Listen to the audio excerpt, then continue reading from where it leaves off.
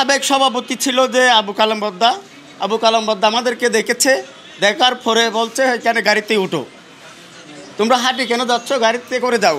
তাহলে আমরা হচ্ছে ঠিক আছে, তাহলে আমরা গাড়িতে উঠি।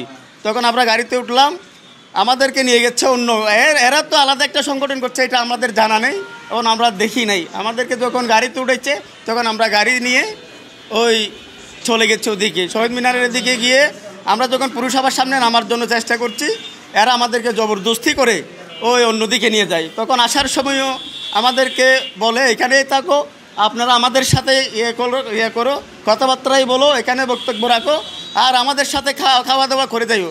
আমরা বলছি না, এটা তো এরকম না, আমরা তো ছিলাম আমাদের জেলা সংগঠন নিয়ে আমরা র্যালি করব, কিন্তু আমরা জেলা সমিতিকে ফাইনাই বিদায় আমরা হেঁটে হেঁটে র্যালি করে আমরা যে পুরসভার সামনে যাইতেছিলাম, তখন আমাদেরকে যে আপনারা এভাবে যে সংগঠন ভিন্ন হয়ে গেছে এটা না বলে আমাদেরকে নিয়ে গেছেন, সেটাই তো আমরা দুঃখিত। আমরা এখানে থাকতে পারবো না, আমরা ইনশাল্লাহ আমরা চলে যাবো। আমরা ঠিকই আমরা জেলা সমিতির এখানে গিয়ে আমাদের যা কথাবার্তা আছে এখানে গিয়ে বলবো। আমার যে নির্মাণ শ্রমিক কুরস্কো শাখা থেকে আমার আগত, আমার জেলা কার্যালয়ে আসার কথা ছিল, একটা বুয়া আরেকটা সংগঠন আমার কিভাবে আমার শ্রমিকদেরকে ফোনবল দেখাইয়ে যে নিয়ে গেছে, আমি তীব্র নিন্দা জানাই তাদের প্রতি।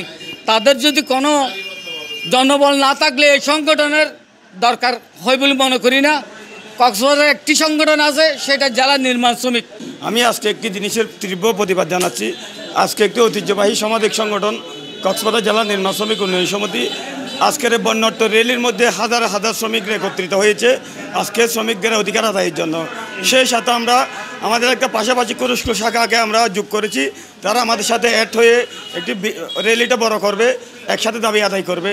তারা যখন আমাদের এখানে আসার পথে প্রতিবন্ধকতা সৃষ্টি করে, কুরস্কো শাখার সভাপতিকে ওনার লোকজন নিয়ে একটি ফেডারেশন নামে যারা একটি ফেডারেশন করছে, আমি জানি না ফেডারেশনের অস্তিত্ব কী, সেই ফেডারেশন আমাদের শ্রমিকদেরকে প্রলোভন দেখিয়ে তাদের গাড়িতে করে নিয়ে গিয়ে, তাদের তো লোকজন নাই, তারা জনশূন্যতা, তারা আসলে লোকশূন্যতা, তারা কোনো ধরনের লোক জমায়েত করতে পারে নাই। তারা ব্যর্থতাকে প্রমাণ করার জন্য তারা আমাদের কুরস্কো শাখার নির্মাণ শ্রমিক এবং সভাপতিকে প্রলোভন দেখিয়ে তাদের গাড়িতে করে এক প্রকার জিম্মি করে তারা আজকে র্যালি করেছে।